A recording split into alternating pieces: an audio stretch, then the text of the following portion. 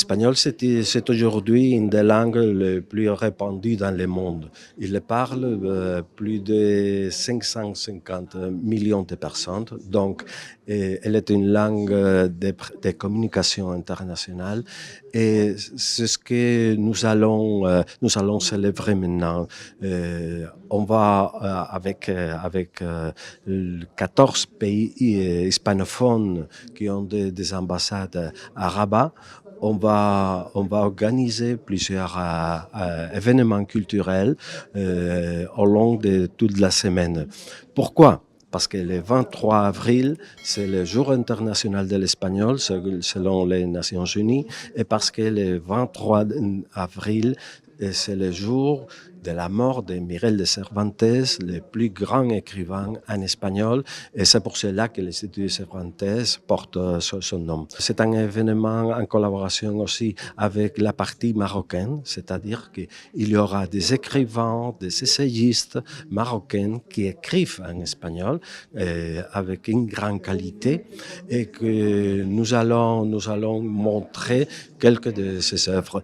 Surtout les livres qui ont été publiés pendant la pandémie. On est là pour présenter ce qui est devenu une tradition au Maroc et dans d'autres endroits du monde.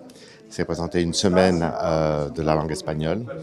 Malheureusement, cette année, on a été un peu pris de court par la bonne évolution de la pandémie et c'est presque tout sera en virtuel.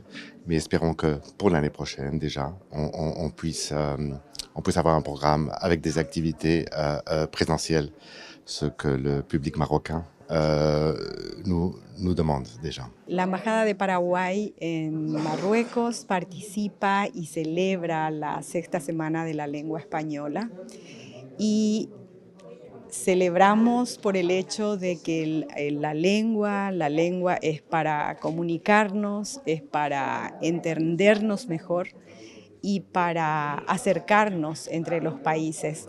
Entonces esto merece celebración, particularmente y porque la lengua va evolucionando a través del tiempo. Nous faisons une semaine dédiée à l'étude, l'analyse, la discussion sur les différents aspects de la langue espagnole en ce moment actuel.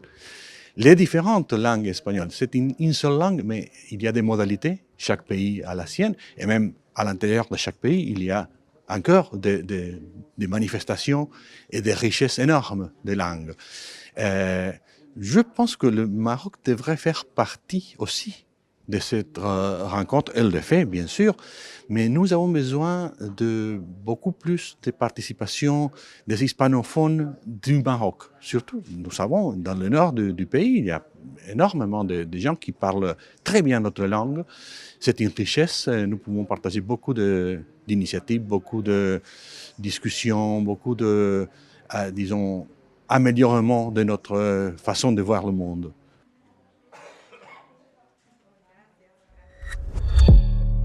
ما تنساش تشترك في القناة وتفعل الجرس باش يوصلك جديد الفيديوهات من هسبريس.